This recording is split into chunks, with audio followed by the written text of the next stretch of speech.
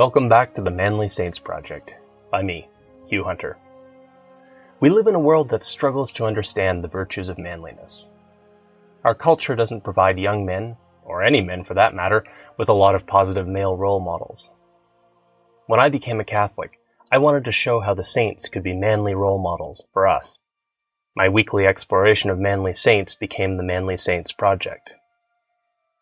If you enjoy my work, please consider signing up and supporting me on Substack, or click the links in the show notes to buy me a beer. Now, let's meet this week's Manly Saint.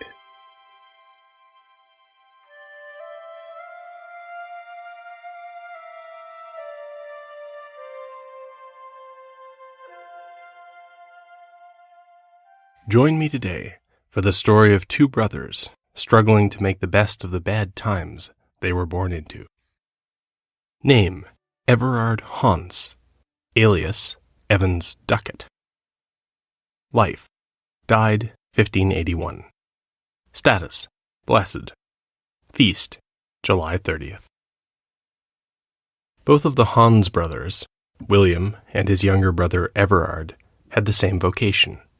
They were going to become priests. If they had been born in a different time, they would have been colleagues who encouraged one another along the way. But that wasn't how things had worked out. William and Everard pursued their vocations in the years after the English Supremacy Act of 1559. The act and its consequences drove a wedge between the two, and would keep the brothers apart. The problem was that, in 1559, Queen Elizabeth I of England used the Supremacy Act to declare that it was she, Elizabeth, rather than the Pope, who was the supreme spiritual leader of England. It was an escalation of her father, Henry VIII's attempt to nationalize the English Church. According to the 1559 Act, all clergy in England had to swear an oath stating that their primary loyalty was to Elizabeth. If they refused, they could no longer be officially recognized as priests. They would be cut off from universities and funding. They would be left with nothing. The result of Henry and Elizabeth's policies was that there were two churches, where there had previously only been one. One was the official, wealthy, state-approved national church. The other was the Catholic Church, as it had been for 1,000 years, now unofficial and poor and semi-disreputable. Most people could see that it would soon be not just disreputable, but illegal to be a Catholic. Catholics were already being tried for treason on the assumption that they were not fully loyal to the crown. This meant that, thanks to Henry VIII and Elizabeth I, everyone in England had to choose between the faith of his fathers and his own safety and comfort. William and Everard's parents seemed to be natural fence-sitters, which meant that they drifted into the new Church of England. So it was William who was the rebel when he announced that he was going to become a Roman Catholic priest. William followed his vocation in the only way that was still possible. He went to France, where the priest and future Cardinal William Allen had set up a seminary at Douai, though by the time William arrived, it had moved to Reims. William understood that his training would not give him an easy life. When he finished his studies and became a priest in 1579, he slipped back into England quietly and began an underground ministry, supported by the networks of secret and semi-secret Catholics who were still there. Everard looked at the situation and did what any pragmatic person would do. He chose safety and success. He became an Anglican priest in the Church of England, studying at Cambridge University. While he was there, he discovered that he had a way with words. He graduated with an excellent education and found that the world was open to him. He soon settled in a comfortable and lucrative position and embarked on a very promising career. Everard and William kept in touch, and Everard kept his brother's secret. Their parents were still alive, so the brothers had many occasions to meet. When they did, sparks flew. William could not understand how Everard could serve a church which had popped up so recently, basically so that Henry VIII could have a divorce. Everard could not understand why his brother insisted on dredging up history and doing things the hard way. I can't help but wonder whether either brother had second thoughts. I wonder whether William envied his brother's success. And I wonder whether, while he was lying awake in the dark, Everard asked himself whether William's criticisms had some merit. Perhaps Everard was even as conflicted as his senior colleague, the Vice-Chancellor of Cambridge, Dr. Andrew Perne. When it was pragmatic to leave Catholicism behind, the learned Dr. Perne had done it without hesitation. No one was quite sure what he privately thought, until one day a young lady asked Perne. In a moment of parental affection, Perne dropped the mask of neutrality, and this is what he said. "I beg you never to tell anyone what I am going to say. Since, however, you have asked me to answer as if I were responsible for your salvation, I will tell you. If you wish, you can live in the religion which the Queen and the whole kingdom profess. You will have a good life. You will have none of the vexations which Catholics have to suffer. But don't die in it. Die in faith and communion with the Catholic Church. That is, if you want to save your soul." If he was telling the truth, we can infer that Perne's secret plan was to go along to get along. Then, when he was old and dying and politically irrelevant, Perne would convert to Catholicism. Perhaps Everard Hanse even knew of Dr. Perne's clever plan and contemplated something similar. As it happens, Perne was never able to carry out his last-minute conversion plan. In 1589, he had dinner with the Archbishop of Canterbury, possibly the most Anglican thing one can do, and died suddenly as he was coming home. But Everard Hanse would receive the opportunity that slipped away from Dr. Perne. In the middle of his success, Everard got very sick. The disease progressed, and Everard thought that he was dying. As he lay in agony, Everard reconsidered his long-standing argument with his brother William, and realized that he no longer believed that the easy way was the right way. Maybe he found he had never really believed it. Facing the end, there was only one man he trusted to give him spiritual advice. It was his brother William. And so it was that Father William Hanse received his dying brother, Everard Hanse, into the Catholic Church. Or at least, they both thought that Everard was dying. Everard did not die. He got better. Or perhaps part of Everard died. Everard Hanse, the worldly pragmatist, was gone. The man who stood up from the sickbed had a very different disposition, and he was ready to take his place among the manly saints. Everard Hanse had finally found his vocation. He sailed to France as soon as he was able, in 1580, enrolling in William Allen's seminary. While he was there, bad news trickled in from England. The persecutions were getting worse. Pope Pius V had excommunicated Elizabeth some time ago, and Anglicans were using that fact to ask Catholics whose side they were on, Elizabeth's or the Pope's. But William Allen's diaries reveal that Everard Hanse and his 18 classmates weren't discouraged by this bad news. They were eager to return. They knew exactly what awaited them, but they felt God at work in their preparation for this mission and almost certain martyrdom. And so it was that, as soon as he became a priest, the new Father Everard Hanse set sail for England, arriving on the 24th of April, 1581, under the alias Evans Ducat. He returned to a country in which the agents of Elizabeth I's spymaster, Francis Walsingham, were actively hunting Catholic priests. In response, priests had developed their own tradecraft. The fake name of Evans Ducat was only the start. Everard would have worn ordinary clothes, English clothes, because wearing anything from Catholic France was a dead giveaway. He would probably have tried to build a base of support as a private chaplain for a wealthy Catholic, which was how his brother William was surviving. When visiting a sick or dying person, Everard would have pretended to be a doctor. He probably bought a horse, because riders tended not to be hassled as much as walkers, and even a routine inspection could reveal a secret priest. For a few months, Father Everard Hanse worked his way through the Catholic network in England. But it turned out he had made a tiny mistake. It was his shoes. Hanse had replaced his French clothes and hidden his priestly habit, but he had not thought that anyone would recognize the work of a French shoemaker. He was wrong.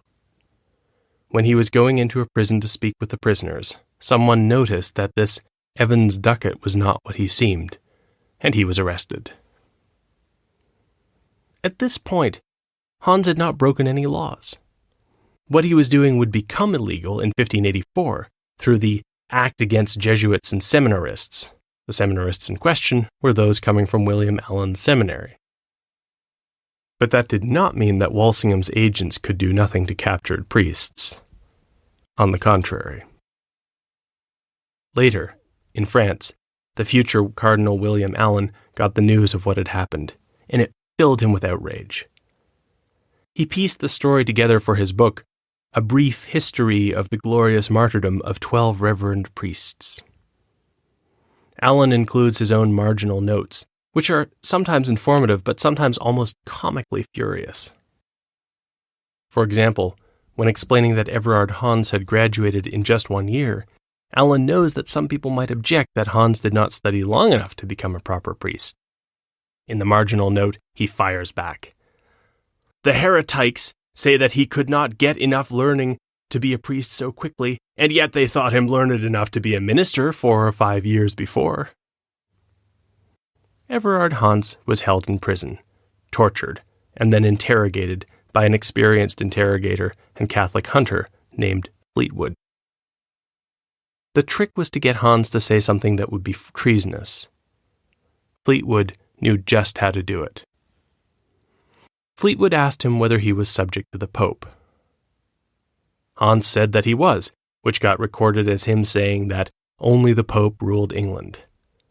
Allen's marginal note, How heretics belie Catholics! Could the Pope make a mistake? Fleetwood asked. Hanse laid out what was then and is now Catholic teaching.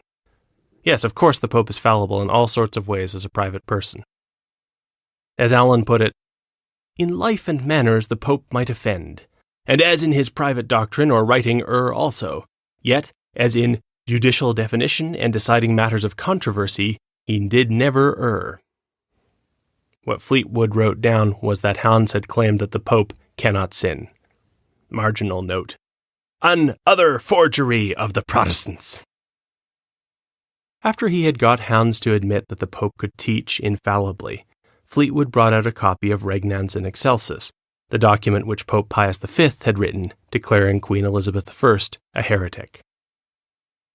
Therefore, resting upon the authority of him whose pleasure it was to place us, though unequal to such a burden, upon this supreme justice seat, we do out of the fullness of our apostolic power declare the foresaid Elizabeth to be a heretic and favorer of heretics, and also declare the nobles, subjects, and peoples of the said realm, and all others who have in any way sworn oaths to her, to be forever absolved from any such oath, and from any duty arising from lordship, fealty, and obedience. And we do, by authority of these presents, so absolve them, and so deprive the same Elizabeth of her pretended title to the crown. By now I imagine Fleetwood smiling as he asked Hanse the question that would close the trap. Did the Pope err when he wrote the words in Regnans in Excelsis? Hanse understood the trap. If he said that the Pope erred in this important matter of controversy, he was essentially giving up his faith. But if he said that the Pope did not err, that meant that according to Regnans in Excelsis, Hanse was absolved of his duty of loyalty to Elizabeth, which meant that he was not loyal to the Queen, which meant that he was a traitor, which meant that he would be put to death. But Father Everard Hanse was not some callow student, so his answer to the question of whether the Pope did err in what he had written about Elizabeth was, I hope that he did not.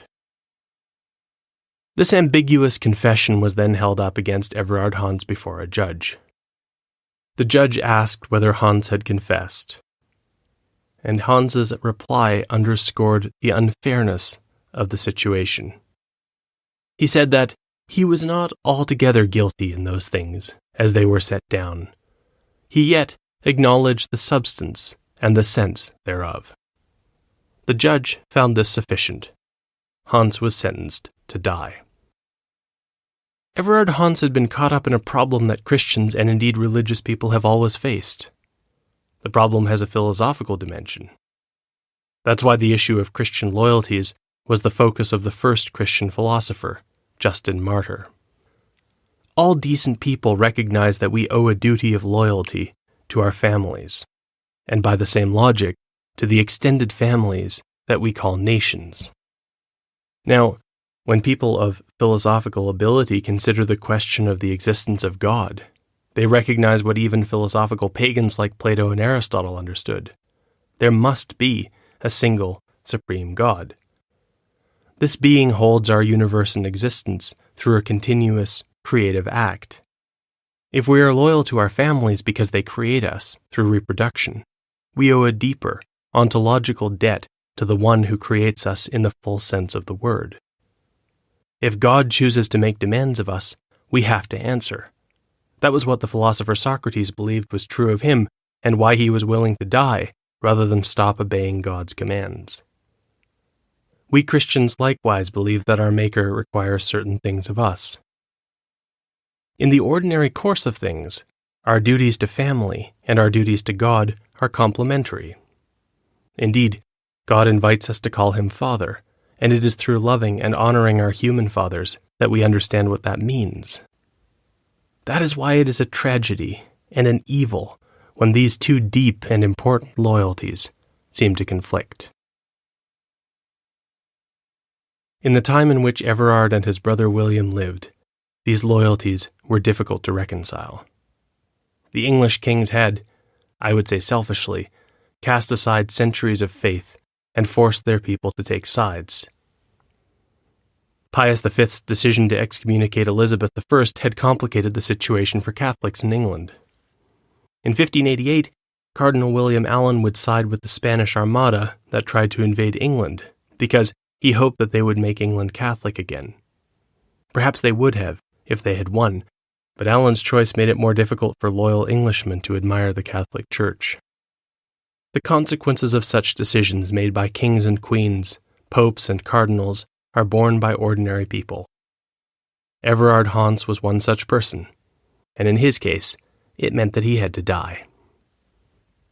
As he waited on a cart with a rope around his neck, Hanse was given a chance to speak with the crowd who had gathered to see his execution.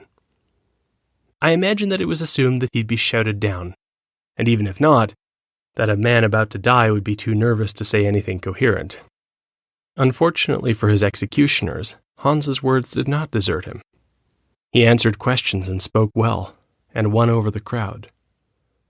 Winning the opinion of the crowd didn't save Hanse's life. It did, however, guarantee that after his death, the people who had watched him die, who believed that they had seen a saintly death, grabbed every possible relic, so that the only official relic of Everard Hanse to remain was a bit of bloody fabric. Father Everard Hanse was hanged. His executioners aimed for maximum cruelty, so he was cut down before he was completely dead and disemboweled, and then had his body cut into pieces, which were then burned. As the executioner was disemboweling him, he is supposed to have said a few words. They are not what one would expect of a man in his terrible situation. Oh, happy day. What did Father Everard Hanse mean by this? We can find out from the letter he wrote the night before his execution. In this short letter, we see a man who is setting his affairs in order. But sandwiched between his last requests about money and who will get his slippers is another message aimed at his brother William. It is the conclusion to their long-standing argument from years ago when Everard had been taking the easy way. Now he was taking the hard way, perhaps the hardest way. But Everard Hanse was finally where he needed to be. Brother, I pray you to be careful for my parents. Give thanks to God for all that he hath sent. Cast not yourself into dangers wilfully. but pray to God when the occasion is offered, you may take it with patience.